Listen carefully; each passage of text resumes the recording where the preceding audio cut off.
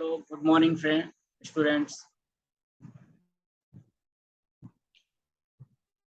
I'm Dr. Kumar Girendra, Professor and HOD, Department of Respiratory Medicine, Index Medical College, Malvanchal University, Indore. Today, we will discuss on the topic Transudative Pleural Effusion.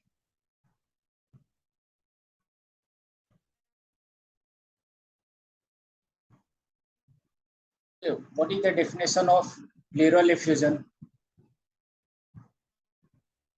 That is the pathological accumulation of fluid in the pleural space, that is between visceral pleura and parietal pleura. What do you mean by pathological accumulation? See, in a normal human being or in a normal healthy person, there is very small amount of pleural fluid present in between the visceral and parietal pleura. But when that increases in quantity, more quantity, then you call it that is pathological accumulation of fluid.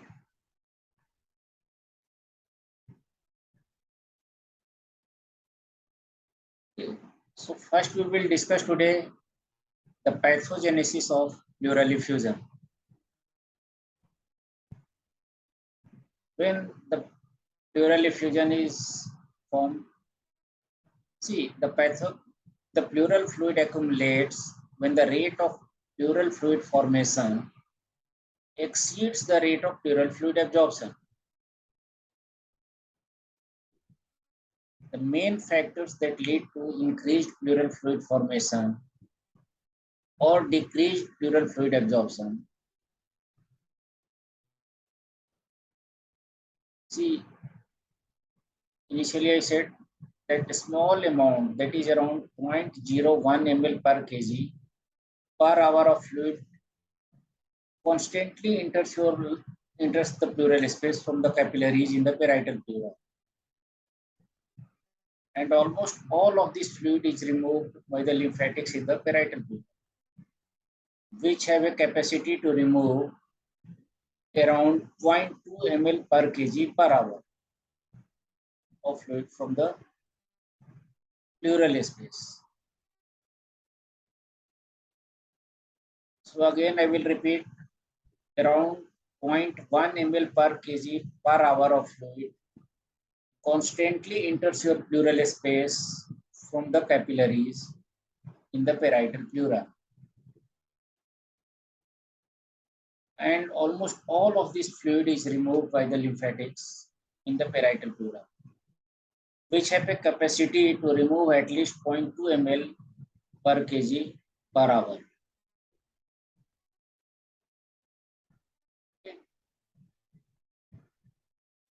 So some of the common conditions in which you have increased pleural fluid formation are increased interstitial fluid in the lung, left ventricular failure, pneumonia, pulmonary embolism. The conditions like increased intravascular pressure in pleura. Again repeat, increased intravascular pressure in pleura, like right or left ventricular failure or superior vena cava syndrome. What I said, increased intravascular pressure in pleura. It is your right or left ventricular failure and superior vena cava syndrome. Okay, and the one more condition is increased permeability of the capillaries in the pleura, like your pleural inflammation and increased level of vascular endothelial growth factor. Both of these two things causes increased permeability of the capillaries in the pleura.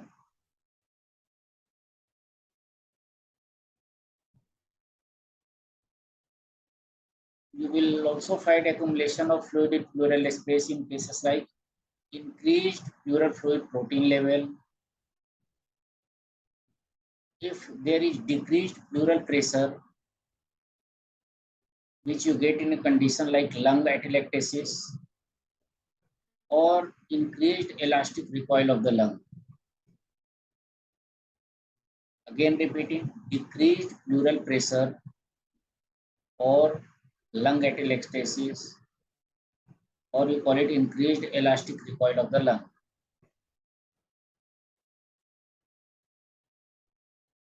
Okay. If you have conditions like increased fluid in the peritoneal cavity, like in conditions like ascites or during peritoneal dialysis, you will also find some pathological fluid getting accumulated in the pleural space. Okay, some of the rare causes like disruption of thoracic duct also causes fluid accumulation, which you all know, you call it chylothorax. Okay, disruption of blood vessel in the thorax will again lead to pathological fluid accumulation in pleural space. Okay, now we will see some conditions where you have decreased pleural fluid absorption.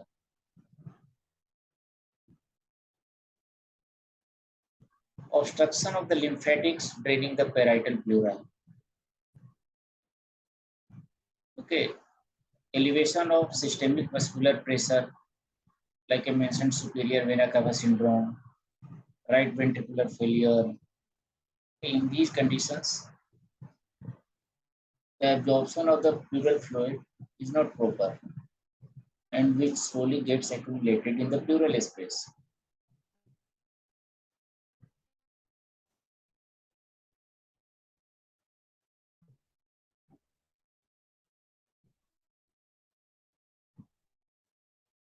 See, if there is disruption of aquaporine system in the pleura, what is aquaporine? Aquaporins are a family of proteins that transport water across membrane.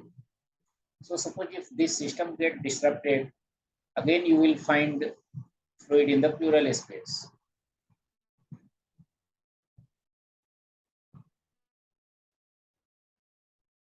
Okay, what is the Light's criteria? Light's criteria states that exudative pleural fluid effusions meet at least one of the following criteria, whereas transudative pleural effusions meet none. Again repeating, for transudative pleural effusions, they should meet at least one of the following criteria, whereas transudative pleural effusions should meet none of the criteria mentioned by Light's criteria. Okay, the pleural fluid protein divided by serum protein greater than 0.5. Again repeating, if the pleural fluid protein divided by serum protein is greater than 0.5, that is suggestive of exudative pleural effusion. If pleural fluid LDH divided by serum LDH is greater than 0.6, that is suggestive of exudative pleural effusion. If pleural fluid LDH is greater than 2/3 of the upper limit of normal serum LDH, if the pleural fluid LDH is greater than 2/3 of the upper limit of the normal serum LDH, that is also suggestive of exudative pleural effusion. Whereas in transudative pleural effusions, you will not find these types of picture. Subsequent studies have demonstrated that Light's criteria classify virtually all exudates correctly, but misclassify about 25% of the transudate as exudates. Light's criteria, 98% of the exudate and 77% of the transudates were correctly classified. Okay, so in terms of classifying exudate, you find Light's criteria to be more accurate. But in transudate, sometimes you get a misleading answer. First, we will see some of the common causes of transudative pleural effusion. They are your mainly congestive heart failure, cirrhosis, nephrotic syndrome, superior vena cava obstruction, urinothorax, peritoneal dialysis, glomerulonephritis, myxedema, cerebrospinal fluid leaks to pleura, hypoalbuminemia, and sarcoidosis. See, these are some of the most common causes of transudative pleural effusion. Again, repeating, congestive heart failure, cirrhosis, nephrotic syndrome, superior vena cava obstruction, urinothorax, peritoneal dialysis, glomerulonephritis, myxedema, CSF leaks to pleura, hypoalbuminemia, sarcoidosis.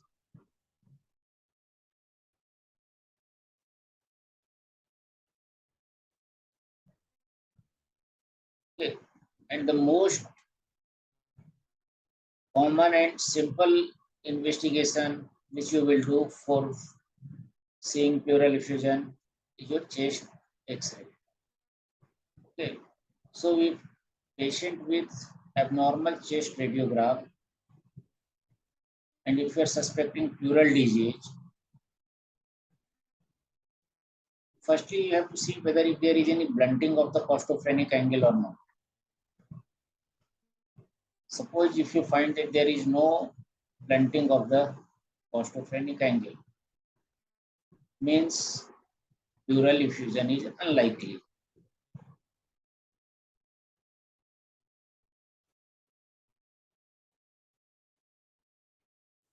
Okay. And if you are not confirmed on chest X-ray, then you can also think of doing lateral decubitus chest radiograph, or you can also do chest CT scan, or you can also do ultrasonography. Okay. And then you have to see for the fluid thickness, whether it's less than 10 mm or it's more than 10 mm. Okay, if you see that the fluid thickness is more than 10 mm, that is you're around more than 1 centimeter, then you can consider for doing diagnostic thoracocentesis. What is thoracocentesis? That is your pleural tapping.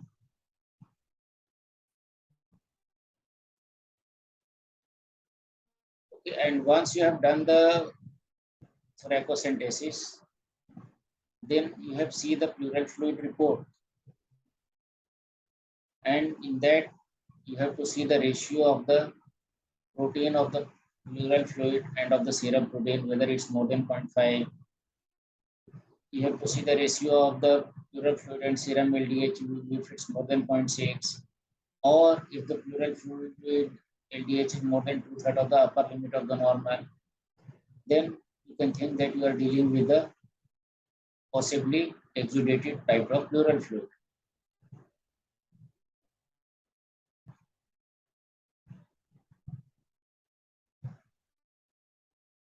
Okay. And suppose if you are not having this type of picture, then most probably you are dealing with some transudate. Okay. Then you have to see for the conditions which have caused this transudative Pleural effusion. Suppose if you can think of patient having congestive heart failure or cirrhosis or nephrosis, okay, then in these type of patients, you have to manage them accordingly.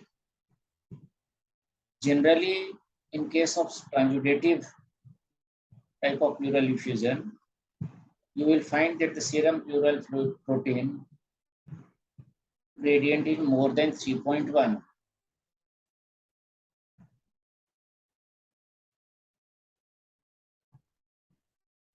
Again, we will come back to the flow chart. Suppose if you have got exudative type of fluid, probably exudative, then you have to rule out congestive heart failure or cirrhosis. Okay. Suppose if you don't find any feature suggesting cirrhosis or congestive heart failure, then it's almost confirmed that what you are dealing with is exudate. But suppose if you have got symptoms suggestive of congestive heart failure or cirrhosis of liver, and as per Light's criteria also you are thinking of exudate, in that case again you have to see the serum pleural fluid protein gradient. Serum pleural fluid protein gradient. Suppose if it's more than 3.1, okay, then it's a issue of transudate. Okay, in case of exudate, you will find that the appearance of the pleural fluid is straw color.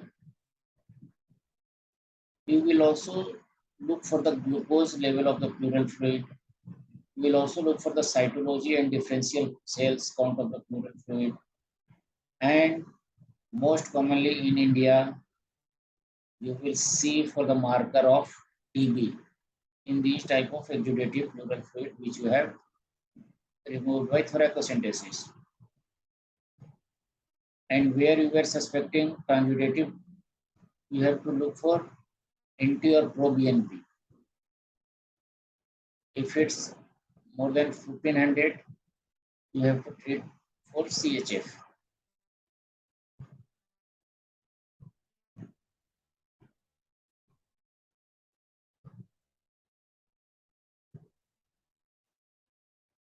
Okay. What we have seen in practice is that congestive heart failure is probably the most common cause of pleural effusion. And what's the pathology behind this? Most of the fluid that enters the pleural space in patients with congestive heart failure comes from the alveolar capillaries rather than the pleural capillaries. And where the pressure in the pulmonary capillary is elevated, increased amounts of fluid enter the interstitial space of the lung.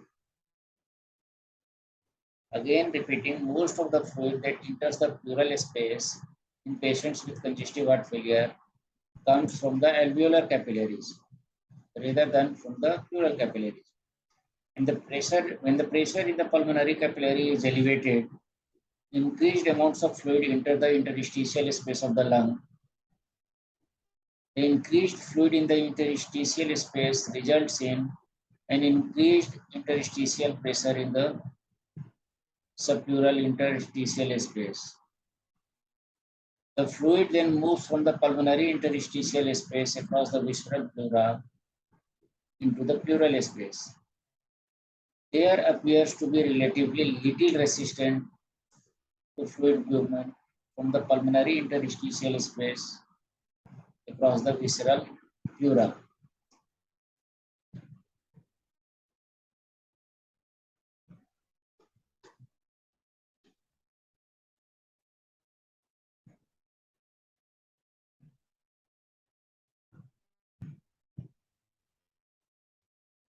See, again, we will revise the pathophysiology of congestive heart failure. In congestive heart failure, most of the fluid which you see in the pleural space is coming from the alveolar capillaries rather than the pulmonary capillaries. When the pressure in the pulmonary capillary is elevated, increased amount of fluid enters into the interstitial space of the lung. And this increased fluid in the interstitial space results in an increased interstitial pressure in the subpleural interstitial spaces. And this allows the fluid movement from the pulmonary interstitial space across the visceral pleura into the pleural space. There appears to be relatively little resistance to fluid movement from the pulmonary interstitial space across the visceral pleura.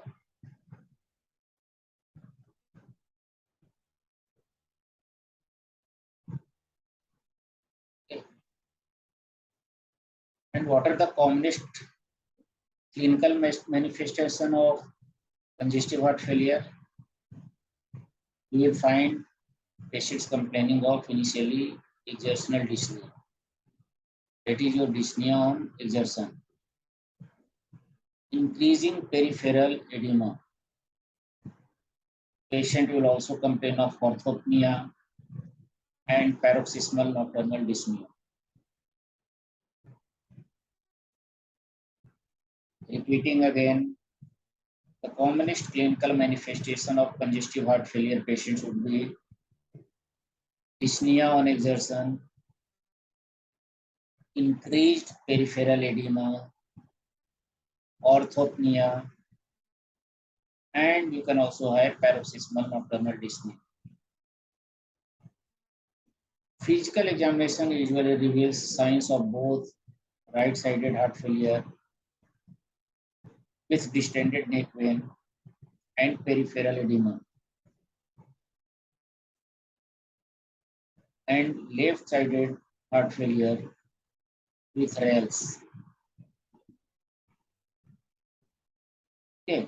On X-ray chest radiographs, almost always you will find cardiomegaly. And in these type of cases, you will have usually bilateral pleural effusion.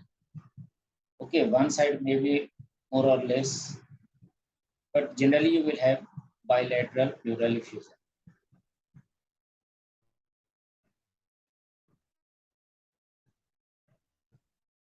Okay. Congestive heart failure is the most common cause of bilateral pleural effusion. But suppose if you find that there is no cardiomegaly, and if you are having transudative type of pleural effusion, which is bilateral, without cardiomegaly, then you have to look for other causes, as I have discussed earlier.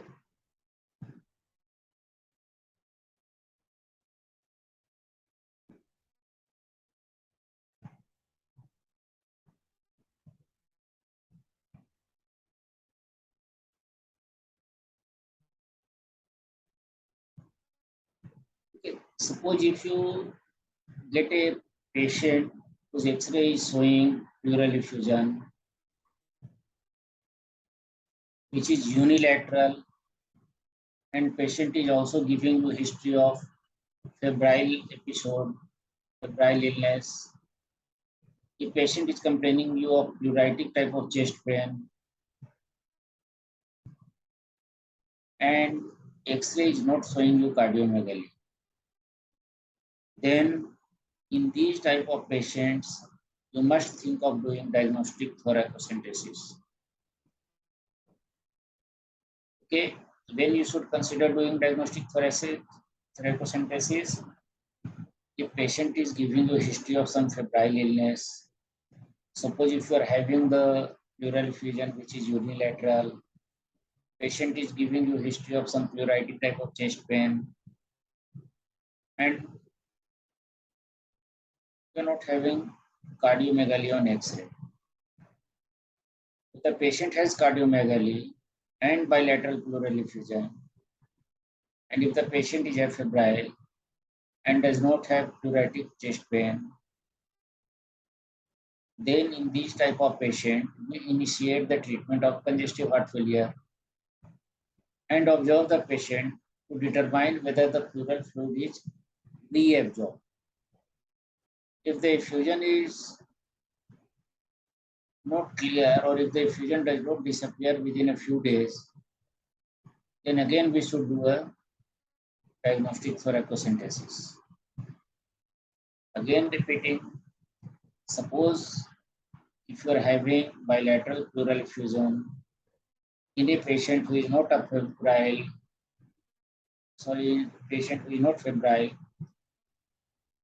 and because of relatively large amount of pleural effusion, you will not have uritic chest pain. Then in those type of patient, you should start the treatment of congestive heart failure, and you should observe the patient in terms of relief of his symptoms. You should repeat the X-ray whether the effusion has disappeared or not. In case if it does not disappear, then again you should consider for doing diagnostic thoracocentesis. One problem with this approach is that with diuresis, the characteristic of the pleural fluid may change from those of a transudate to those of an exudate. Okay, so what we are getting, suppose if you are doing a thoracocentesis after giving a dose of diuretics or a few days of treatment of diuretics, then in that case, the nature of the pleural fluid will change, and that can give you false values. The pleural fluid from a patient with congestive heart failure is typically a transudate with a ratio of pleural fluid to serum protein below 0.5, a ratio of pleural fluid to serum LDH under 0.6, and an absolute pleural fluid LDH level below 2/3 of the upper limit of normal for serum, which is your Light's criterion. The foregoing criteria, if the foregoing criteria are satisfied in a patient with congestive heart failure, the patient has a transudative pleural effusion that can be described to the CHF, and no further diagnostic studies are indicated for them.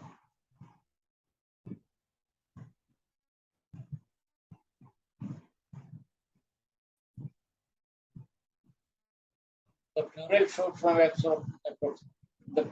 pleural fluid from approximately 20% to 25% of patients with congestive heart failure will be classified as exudate by Light's criteria. Most patients who are misclassified are because of the diuretics which they have received. If the pleural fluid meets exudative criteria, but the effusion is thought to be due to CHF, the serum to pleural fluid protein gradient should be examined. If this gradient is greater than 3.1, then the pleural effusion in all probability is due to the congestive heart failure,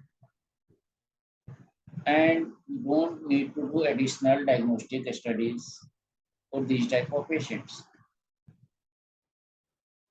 In patients with congestive heart failure on diuretic therapy, the protein gradient does not decrease much with diuresis. Okay, again repeating, in patients with congestive heart failure on diuretic therapy, the protein gradient does not decrease much with diuresis. If the protein and LDH criteria are not met and the protein gradient is less than 3.1 gram per deciliter, then the pleural effusion is probably not due to the heart failure. Then you should look for other causes.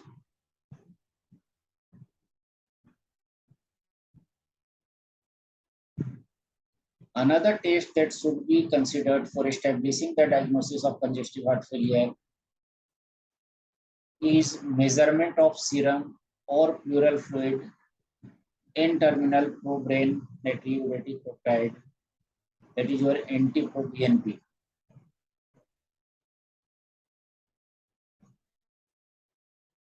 When the ventricles are subjected to increased pressure or volume, the biologically active BNP and the larger amino terminal part NT-proBNP are released in equimolar amounts in the circulation.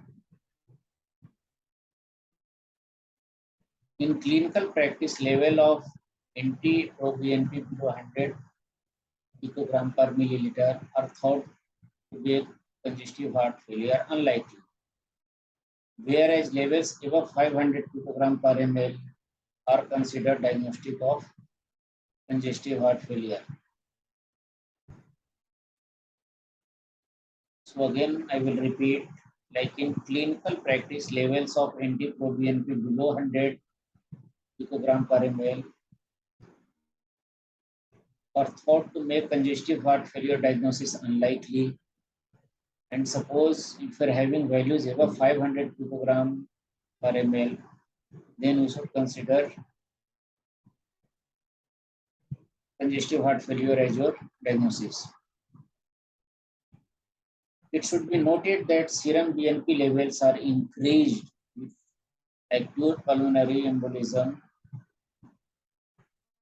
where there is right ventricular dysfunction. The pleural fluid levels of NT-proBNP are elevated in patients with heart failure. Okay, so NT and proBNP are elevated in patients with heart failure, in patients with acute pulmonary embolism, and suppose the value of NT and proBNP below are below 100 picogram per ml, then congestive heart failure is unlikely.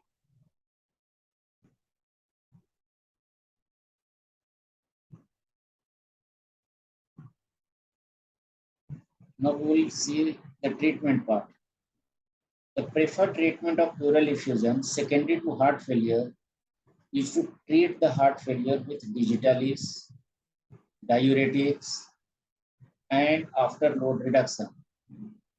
When the heart failure is successfully managed, the pleural effusion disappears. Occasionally, large pleural effusion causes patients to be very dyspnea. The removal of 500 ml, 1000 ml of pleural fluid from such patients may rapidly relieve the dyspnea symptoms. So, if you find that the effusion is severe, if you see that the volume of pleural fluid is more, then you can do some therapeutic theracocentesis. Like you can consider removing or pleural tapping of around 500 to 1000 ml, which will give the patients immediate relief from his dyspnea symptoms. But again, you should not consider removing more than 1000 ml of pleural fluid in a single sitting. And the reason for that, some patients may develop re-expansion pulmonary edema, which can, instead of giving relief, that can increase his breathlessness problem. Patient can have chest pain, you can have cough. Okay, so generally one should not remove more than 1000 ml of pleural fluid in a single sitting. If the effusions cannot be controlled with a standard therapy, interventions to control the pleural effusion should be considered. Okay, and one option is your Urinothorax with a sclerosing agent. And currently, doxycycline 500 mg through a chest tube is recommended.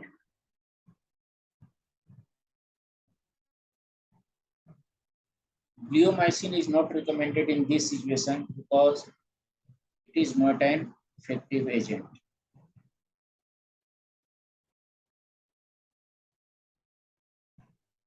Okay, If your patient symptoms are not getting relieved, you can also think of inserting a indwelling pleural catheter or to use a pleuroperitoneal shunt. Suppose if the patient is having frequent pleural effusion, which is symptomatic, making patients breathless, and is requiring frequent pleural tapping, then you can think of doing either pleurodesis, for which you can use doxycycline and not bleomycin. If patient is not getting benefited with that, you can think of inserting either a indwelling pleural catheter, or you can also think of doing a pleuroperitoneal shunt.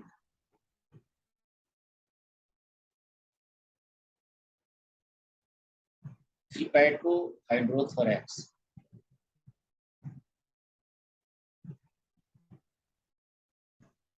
We have also seen that pleural effusions occur occasionally as a complication of liver cirrhosis, hepatic cirrhosis. Pleural effusion usually occur only when ascitic fluid is present. The pleural effusion in patients with liver cirrhosis and ascites is usually right-sided, in majority around 67% of the patient, but occasionally is left-sided in 16% of the patient, or is bilateral in 16% of the patient. Okay, again repeating, in patients of pleural effusion associated with liver cirrhosis, you will find right-sided pleural effusion in almost 2/3 of the patients, and in 1/3, in remaining 16% of the patients, you can have left-sided or bilateral pleural effusion, but majority is right-sided pleural effusion.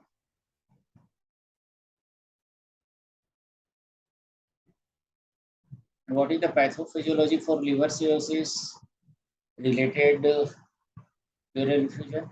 Patients with cirrhosis frequently have decreased plasma oncotic pressure. One might hypothesize that the pleural effusion arises because of it. Indeed, in the experimental animal, the induction of decreased plasma oncotic pressure leads to accumulation of pleural fluid. However, this mechanism does not appear to be the predominant cause of pleural effusion in patients with cirrhosis and ascites. Rather, the pleural effusion appears to be produced by movement of the ascitic fluid from the peritoneal fluid into the pleural cavity. Okay. So the mechanism is not because of the plasma oncotic pressure. Okay. But generally you see this pleural effusion is because of the movement of the ascitic fluid from the peritoneal cavity into the pleural cavity.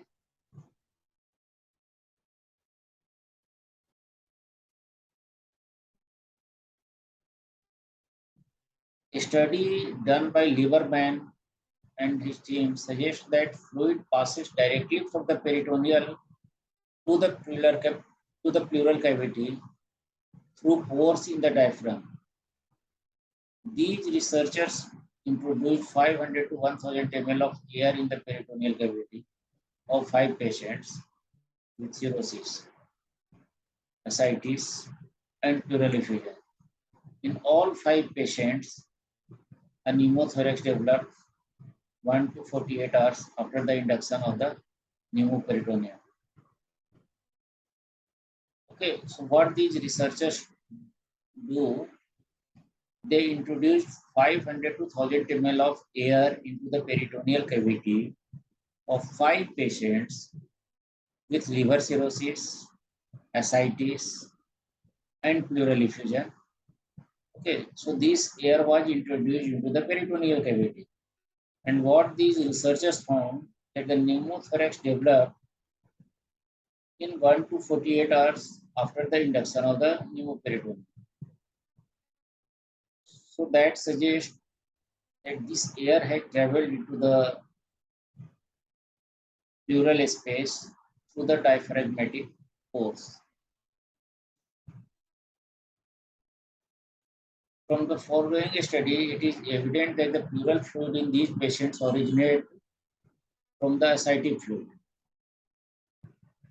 It is probable that the fluid passes directly into the pleural space through the defects in the diaphragm.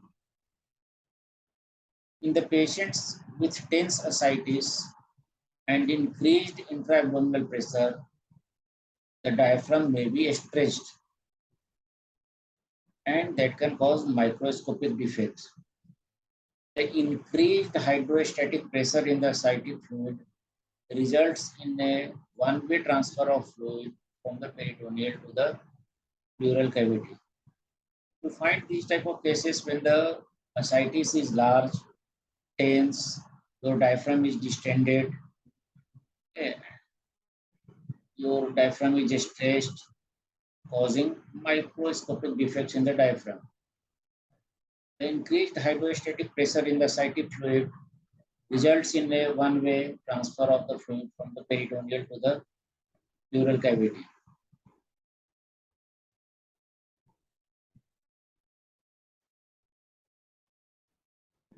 What are the clinical manifestations? Patients will develop acute dyspnea in association with large pleural effusion.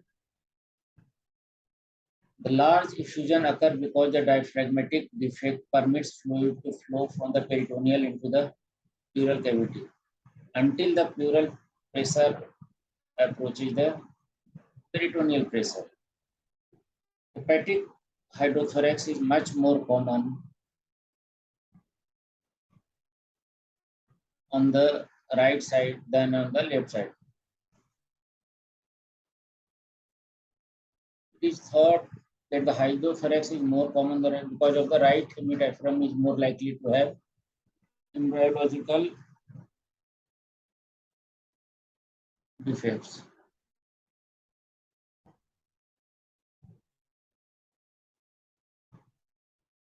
The diagnosis of pleural effusion secondary to cirrhosis and ascites is usually easy. Both a paracentesis and a thoracocentesis should be performed to ascertain that the ascites and pleural fluid are compatible with the diagnosis. Alternate diagnoses were more common when the effusion was left-sided or when there was no ascites. With hepatic hydrothorax, the pleural fluid protein level is usually higher than the ascitic fluid protein level. With the hepatic hydrothorax, the pleural fluid protein level is usually higher than the ascitic fluid protein level, but is still below the 3 gram per deciliter. And the pleural fluid LDH is low. On occasion, the pleural fluid with hepatic hydrothorax meets the Light's criteria for an exudate.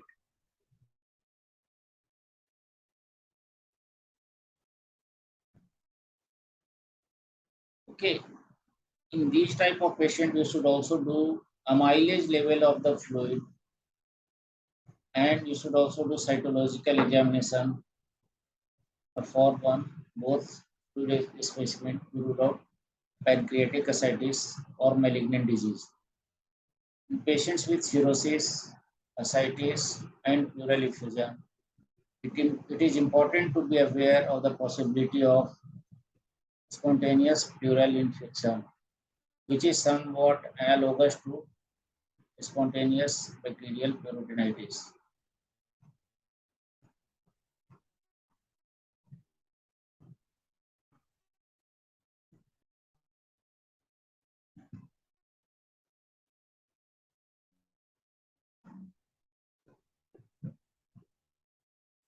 See, in transudative right-sided pleural effusion, a mileage level should be determined and cytological examination should be performed on both fluids specimens to rule out pancreatic ascites or if there is evidence of malignant disease.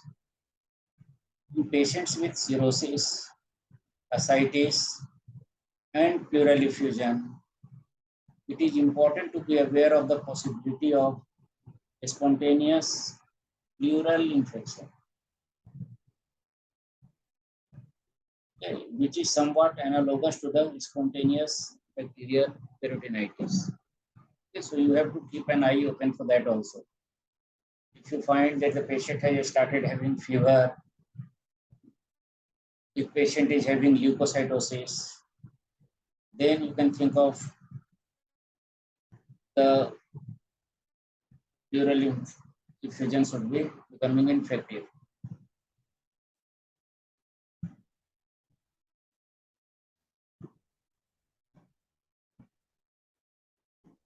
So, how do you treat this type of hydrothorax?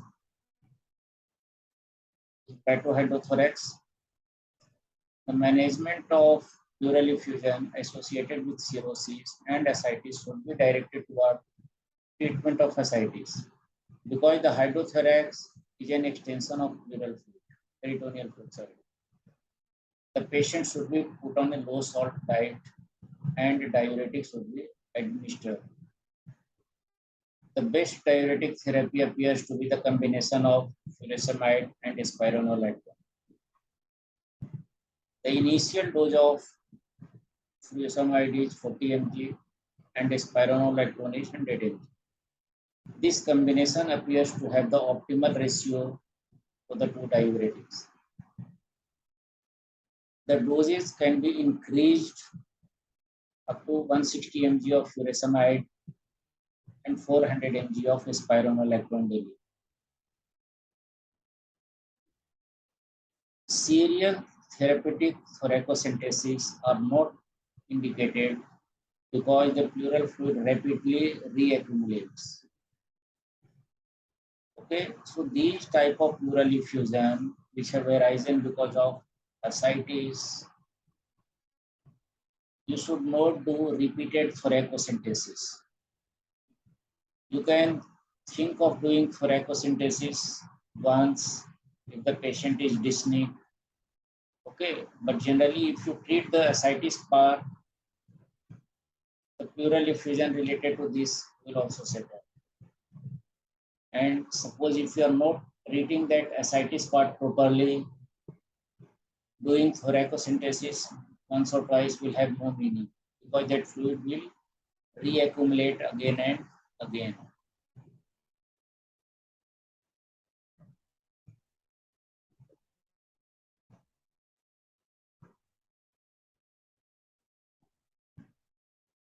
And the next best treatment is to implant a transjugular intrahepatic portal systemic shunt.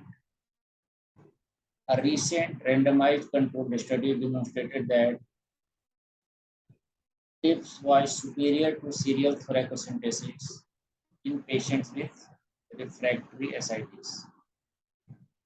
Okay, it's a invasive procedure where you are finding that the patient is having repeated pleural effusion and you are requiring to do a repeated thoracocentesis.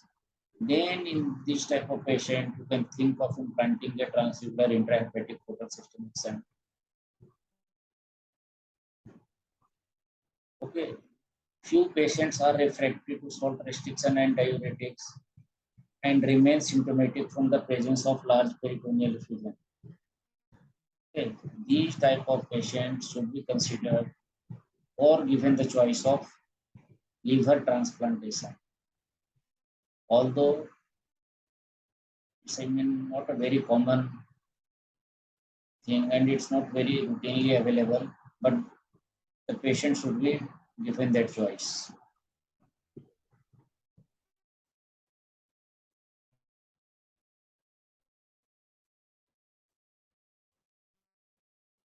Okay, now we will discuss pleural effusion as a complication of percutaneous transhepatic coronary vein occlusion. Okay, Okay, patients with bleeding esophageal varices are sometimes managed by injecting gel form or other material transhepatically into the coronary vein, in the hope that the injected material will lodge in the esophageal vein and stop the bleeding. To perform this procedure, the liver is entered through the diaphragm. A large pleural effusion requiring tooth thoracostomy developed following this procedure.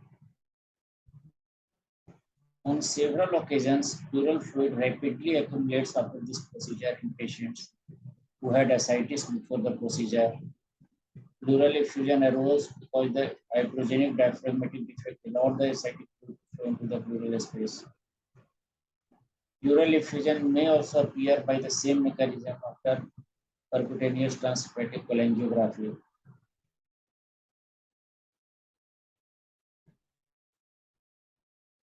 Okay, these are the complications.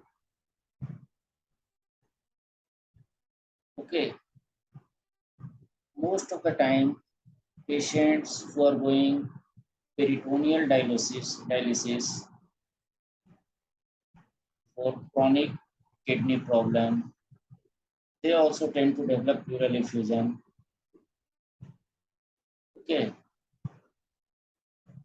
and generally this happens because of the movement of the disilate from the peritoneal cavity into the pleural cavity through a mechanism similar to that of cirrhosis and ascites. The pleural effusion occurs on the right side in approximately 90% of the time, but in very few of the patient it can be bilateral or left-sided. But most commonly it's on the right side of the lung wall.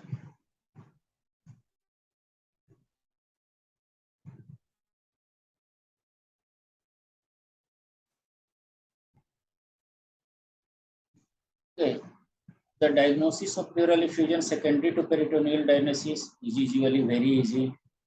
The pleural fluid in these patients is characterized by a glucose level which is intermediate between that of the dialysate and the serum.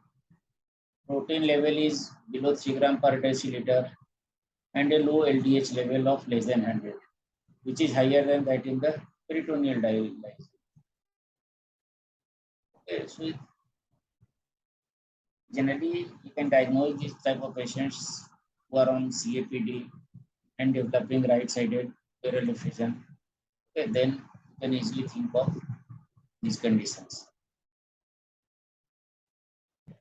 Okay, so now how you will treat these type of patients?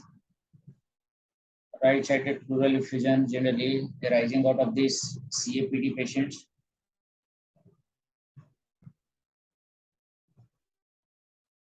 Initially, a patient who is on peritoneal dialysis develops a pleural effusion. The dialysis usually must be stopped, and it should be stopped for at least around 2 to 6 weeks. After this time, the peritoneal dialysis can be resumed in more than 50% of the patients without recurrence of the pleural effusion. But suppose if there is a recurrence after this watching period, after this waiting period, then the procedure which you all know, urothesis, should be performed. Okay, and the simplest way approach to is to insert a chest tube, and you have to do the installation of sclerosing agent, that is your doxycycline. Okay, so more recently, even VATS has been utilized. VATS during which they clip the communication in the diaphragm and perform the parietal urectomy. Thoracoscopy with the insufflation of top allowed to the patient. The main advantage of thoracoscopy in this situation is that it allows one to examine the diaphragm and clip the areas that are leaking. See, by doing this thoracoscopy, if you find that the leak is large enough and that can clip, then only you can think of. Otherwise, you cannot do those type of procedures for small leak. Okay, and in those type of patients, Pleurodesis would be the main effective procedure. Okay, so in patients who develop right-sided pleural effusion following CAPD, in those type of patients, you should stop dialysis for around 2 to 6 weeks, and you will find that in majority of the patients, in around 50% of the patients, generally you would be able to go ahead with the dialysis part, CAPD part. But in almost half of the patients, you will find that the pleural effusion has recurred. In those type of patients, you can think of doing pleurodesis, and you can do this simply by putting a chest tube and using a sclerosing agent like doxycycline. More recently, at some centers, they are also using bats, and they can inspect the diaphragm. And suppose if they find that there is some major leak or communication between the diaphragm and the parietal pleura, then they can do some correction part by doing the clipping or the repair part, etc.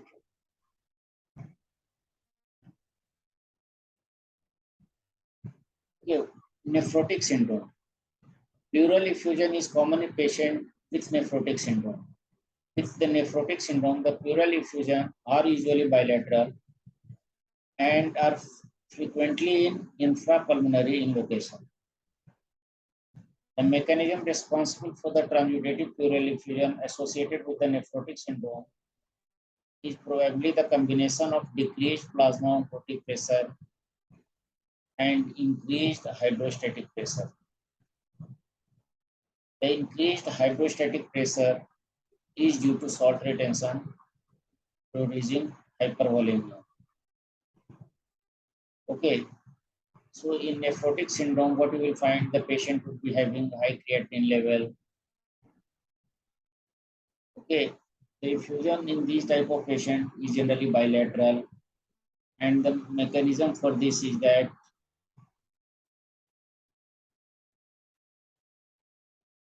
combination of decreased plasma oncotic pressure and increased hydrostatic pressure.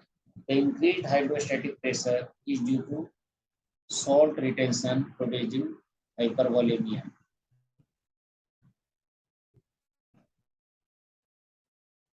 Diagnosis. A diagnostic thoracocentesis should be performed to ascertain that the pleural fluid is indeed a transudate. Always consider the possibility of pulmonary embolism in patient with the nephrotic syndrome and pleural effusion. The nephrotic syndrome may be due to or complicated by renal vein thrombosis, and in such cases, the incidence of pulmonary embolism is high. CT angiogram should be obtained in all patients with the nephrotic syndrome and pleural effusion.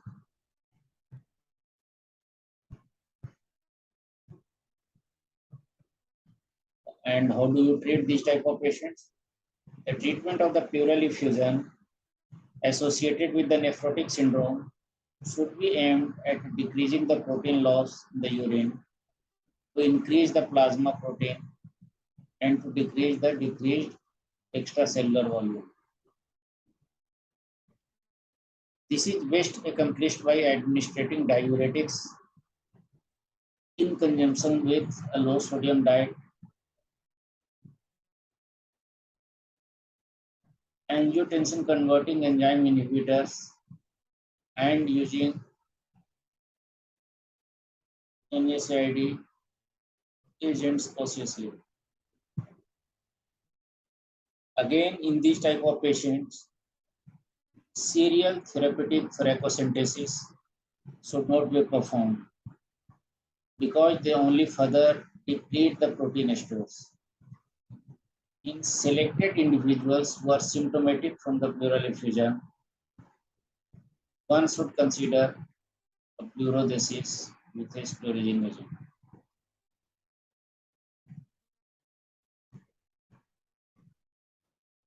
Okay, so how you will deal with the effusions which are related to the nephrotic syndromes?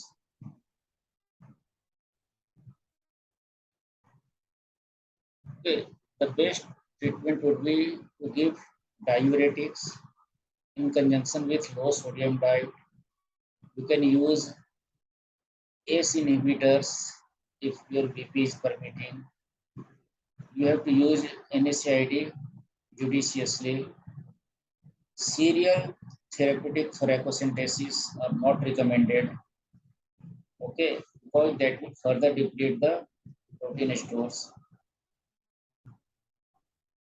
And in case if you find that the patient is requiring repeated thoracosynthesis, then as a chest physician, you should give them the option of pleurothesis with a suitable sclerosing agent.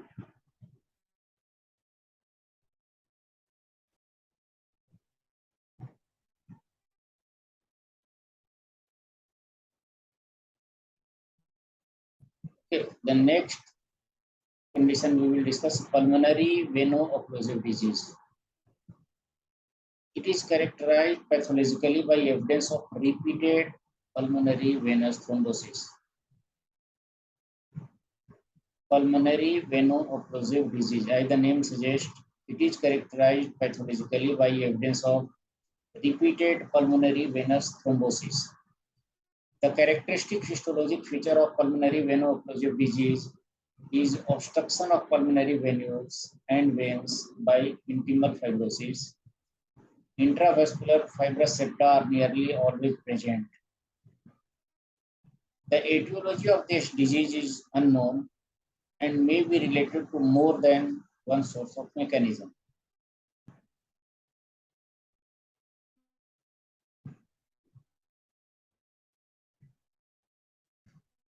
Clinical feature: patients with pulmonary veno-occlusive disease typically have slow progressive dyspnea and orthopnea,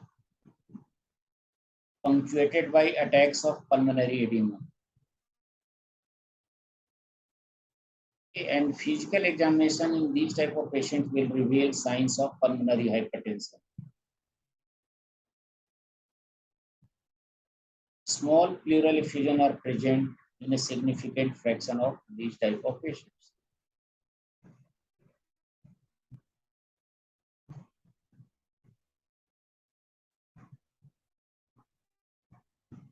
And how you will diagnose these type of patients?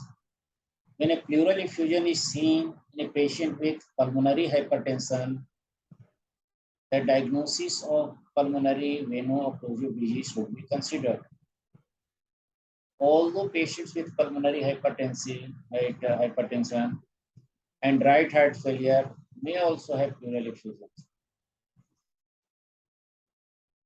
The diagnosis of pulmonary veno-occlusive disease can be definitely made only by surgical lung biopsy. These type of patients have very poor prognosis, with most of the patients dying within 2 years of diagnosis. Again repeating, pleural effusion is seen in a patient with pulmonary hypertension. If you have a patient who is having diagnosis of pulmonary hypertension and if he develops pleural effusion, the diagnosis of pulmonary veno-occlusive disease should be considered. Okay.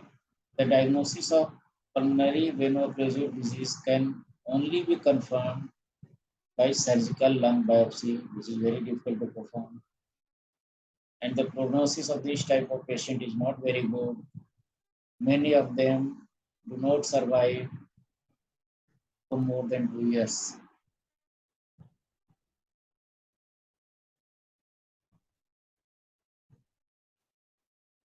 The treatment options for these type of patients is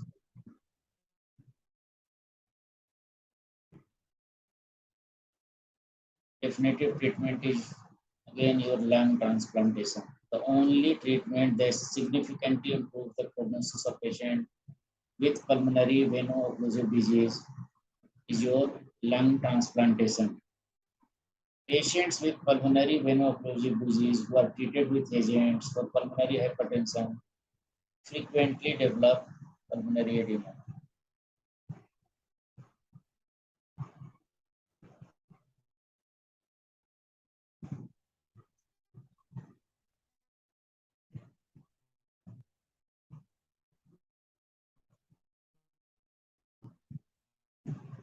Okay, the next topic we will take up is obstruction of brachiocephalic vein.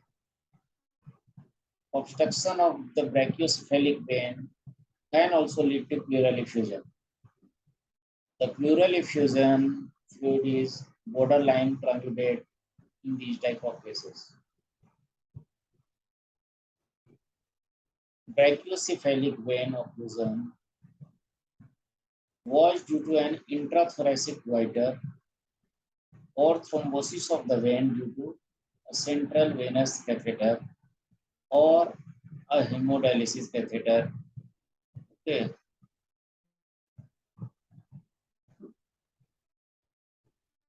This type of obstruction can also be seen in a patient who has got large anterior chest hematoma that caused a large pleural effusion, presumably due to brachiocephalic vein obstruction. Okay. Again repeating, when do you get obstruction of the brachiocephalic vein? Obstruction of the brachiocephalic vein can also lead to pleural effusion, transudative pleural effusion. The pleural fluid is a borderline transudate. Brachiocephalic vein occlusion was due to an intrathoracic goiter or thrombosis of the vein due to a central venous catheter or a hemodialysis catheter. Patients with a large anterior chest hematoma that caused a large pleural effusion, presumably due to brachiocephalic vein obstruction.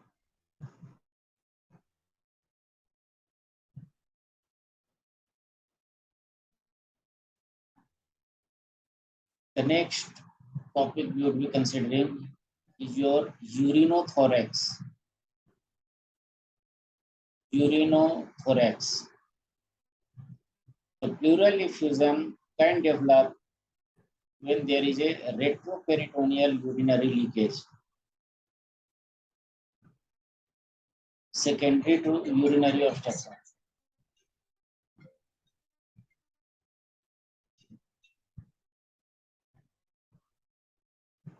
Hello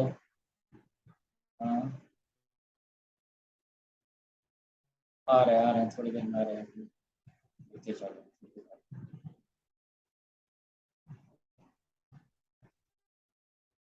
The pleural effusion can develop when there is a retroperitoneal urinary leakage secondary to urinary obstruction, trauma, retroperitoneal inflammatory or malignant processes, or failed nephrostomy sometimes, or while doing a kidney biopsy procedure. Such a pleural fluid accumulation is called a urinothorax. The pleural effusion tends to develop within hours of the precipitating event that dissipates rapidly once the obstruction is relieved. Okay, once the obstruction is relieved, this type of pleural effusion go away very easily, quickly.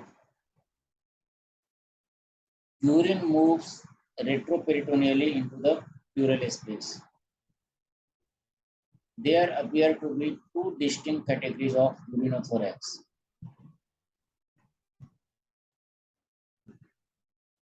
The first occurs when there is bilateral obstruction of the urinary tract,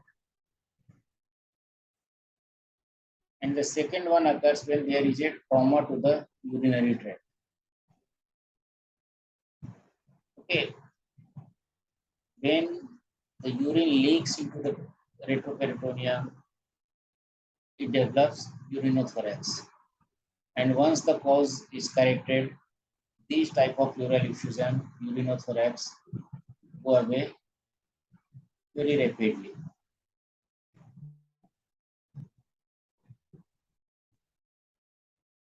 Coming to the diagnosis part. Generally, the diagnosis is usually easy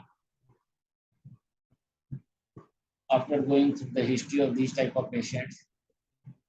And what you will feel that the pleural fluid looks and smells like urine.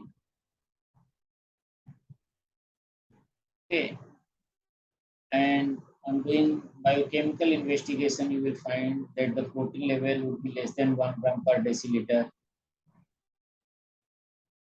And frequently, they have a high LDH level. The pleural fluid pH level is frequently below 7.2, but can be normal also. The pleural fluid glucose can be normal or can be even reduced also.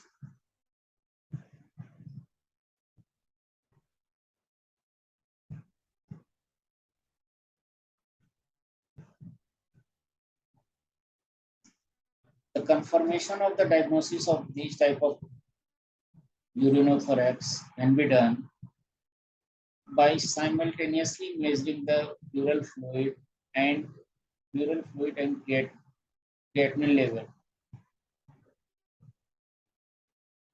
The pleural fluid creatinine has been greater than the serum creatinine in all cases of urinothorax. See, if you are doing the creatinine level of urinothorax fluid tap and the serum, what you will find is that the creatinine value of pleural fluid of urinothorax patient would be higher than the serum creatinine.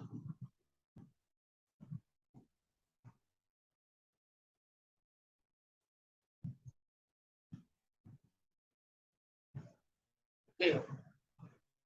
And some of the rare causes of transudative pleural effusion are glomerulonephritis. Patients with acute glomerulonephritis frequently have pleural effusions. Pleural effusions are transudative and are probably due to increased intravascular pressure,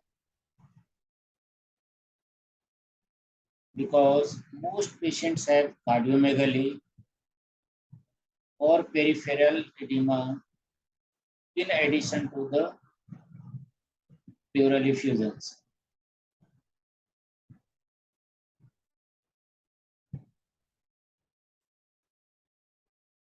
Glomerulonephritis, generally patients with acute glomerulonephritis have pleural effusion, which should be bilateral. The pleural effusions will be transudative, and our mechanism would be because of the increased intravascular pressure. Because most patients have cardiomegaly, peripheral edema, also in addition to the pleural effusion.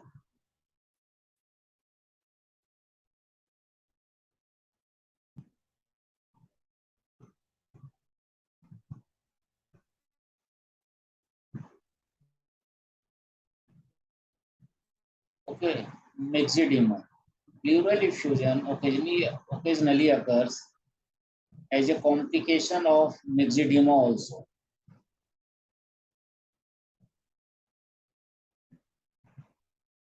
Pleural effusion occurring due to hypothyroidism.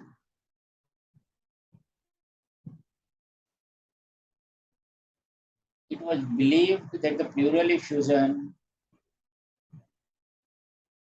was due to secondary to myxedematus pericardial effusion. Okay. In patients of hypothyroidism, pleural effusions occur because of the secondary to maxomatous pericardial effusion. When the peripheral effusion occurs, when the pleural effusion occurs simultaneously with the pericardial effusion, the pleural fluid is usually a transudate.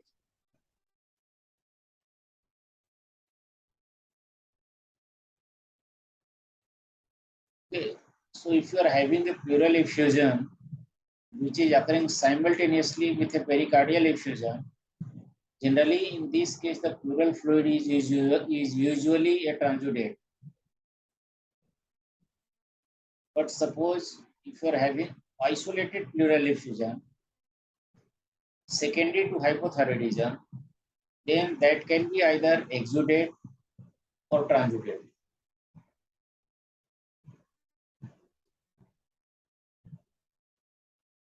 Generally, the diagnosis in this type of patient is by exclusion.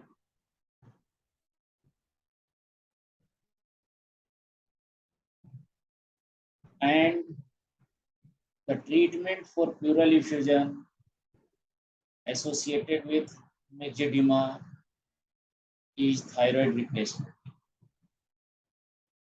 Okay, by doing thoracocentesis or repeated thoracocentesis will not solve your problem.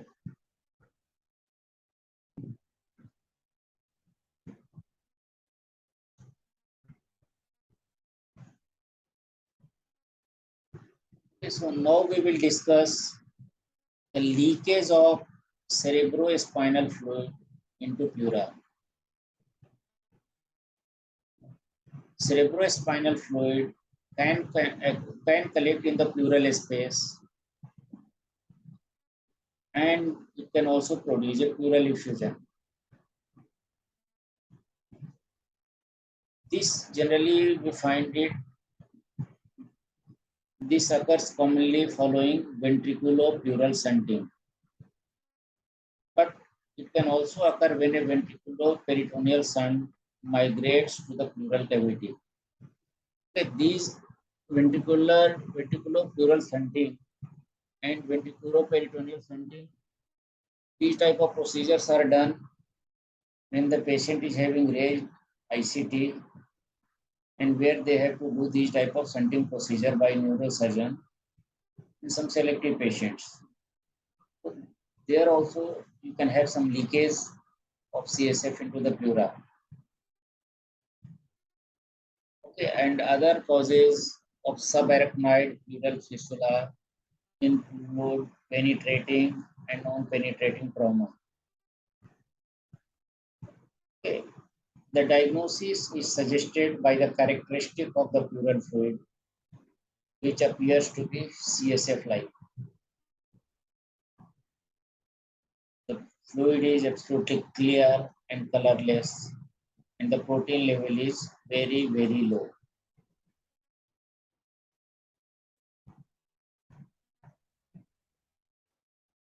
Suppose if there has been recent trauma, the pleural fluid may be bloody because of the trauma and not look like a spinal fluid.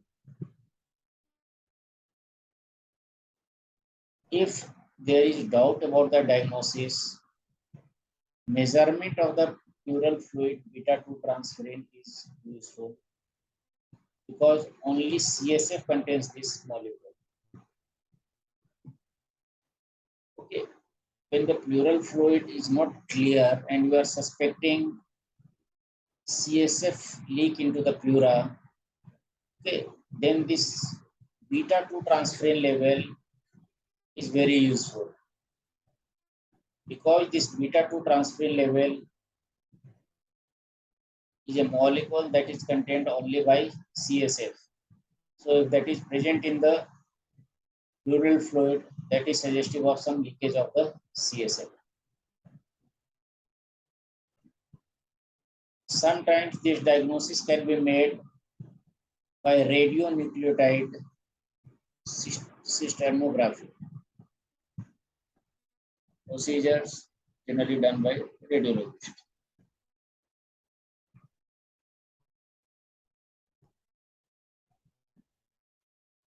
Okay, and the commonest cause, one of the commonest cause having transudative effusion is your hypoalbuminemia.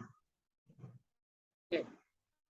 Hypoalbuminemia could decrease the oncotic pressure of the blood and increase the rate of pleural fluid formation. Again repeating, hypoalbuminemia would decrease the oncotic pressure of the blood and increase the rate of pleural fluid formation. It is unclear how frequently hypoalbuminemia causes a pleural effusion. In patients with cirrhosis and hypoalbuminemia, the pleural effusions are related to transdiaphragmatic transfer of ascitic fluid rather than hypoproteinemia. Repeating again, in patients with cirrhosis and hypoalbuminemia, the pleural effusions are related to the transdiaphragmatic transfer of ascitic fluid rather than hypoproteinemia. Serum albumin level is less than 2, most likely causes pleural effusion.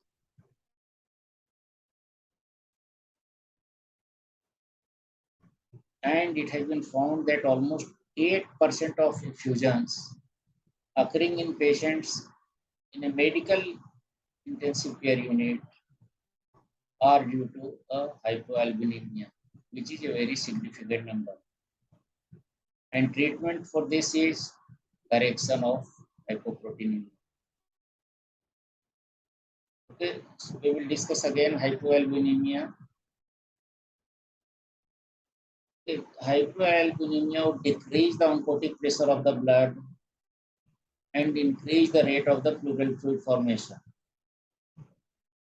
It is unclear how frequently albuminemia causes pleural effusion.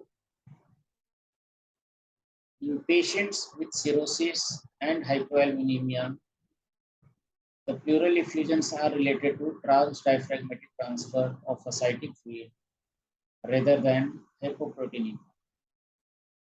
Serum albumin level less than 2 gram per deciliter most likely cause pleural effusion.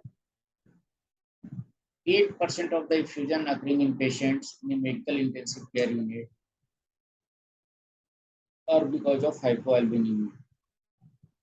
And treatment for this is your correction of protein level.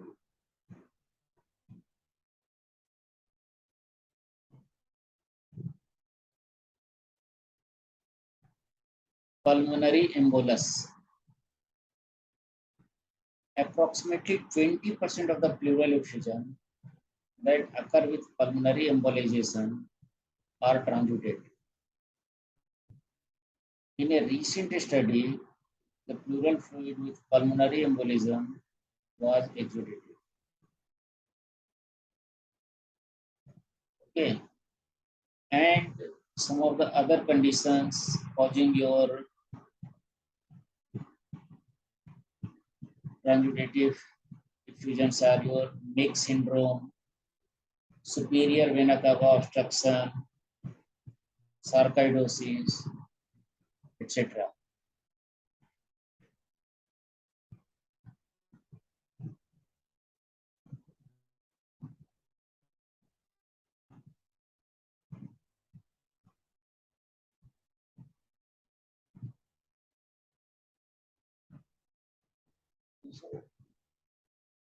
Again, we will have a just slight revision. What is the Light's criteria of exudative pleural effusion?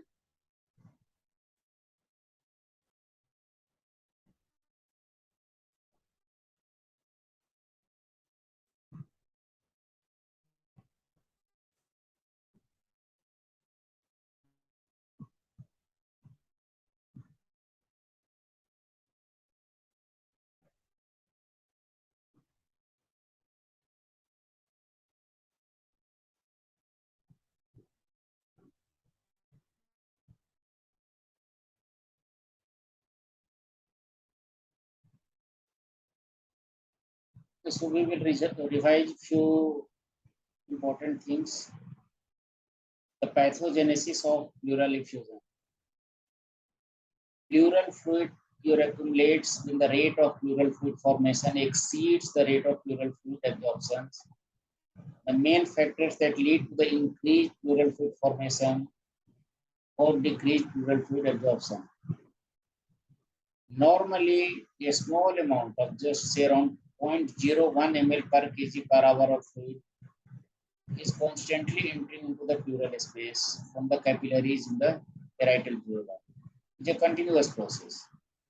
And almost all of this fluid is removed by the lymphatics in the parietal pleura, which have a capacity to remove 0.20 ml per kg per hour. Okay. And some of the, again, just revising, increased pleural fluid formation conditions are your increased interstitial fluid in the lung, that is your left ventricular failure, pneumonia, pulmonary embolism, increased intravascular pressure in the pleura, right or left ventricular failure, superior vena cava syndrome. Okay, third reason, increased permeability of the capillary in the pleura, that is your pleural inflammation, increased level of vascular endothelial growth factor. Okay, increased pleural fluid protein level, decreased pleural pressure, lung atelectasis, increased elastic recoil of the lung, increased fluid in the peritoneal cavity, ascites, or peritoneal dialysis, disruption of the thoracic duct, disruption of blood vessels in the thorax. Okay, and the factors contributing to the decreased pleural fluid absorptions, some of them are obstruction of the lymphatics draining the parietal pleura, elevation of the systemic vascular pressures, conditions like your superior vena cava syndrome, right ventricular failure, disruption of the aquaporin system in the pleura. These aquaporin are a family of proteins that transport water across the membrane. Just to have a quick revision of Light's criteria, exudative pleural effusions meet at least one of the following criteria, whereas transudative pleural effusions meet none. And what are those criteria? Light's criteria. If your pleural fluid protein divided by serum protein greater than 0.5, pleural fluid LDH divided by serum LDH greater than 0.6, pleural fluid LDH greater than 2/3 of the upper limit of the normal serum LDH. Subsequent studies have demonstrated that Light criteria usually classify virtually all exudates correctly, but misclassify about 25% of the transudate as exudate. Okay, so in Light's criteria, 98% of the exudates were correctly diagnosed and 77% of the transudate were correctly diagnosed. Okay, just again revising, naming the common transudative pleural effusions one by one. Again are congestive heart failure, cirrhosis, nephrotic syndrome, superior vena cava obstruction, urinothorax, peritoneal dialysis, glomerulonephritis, myxedema, CSF leaks into the pleura, hypoalbuminemia, sarcoidosis. Okay, and last, just we will discuss the flow chart.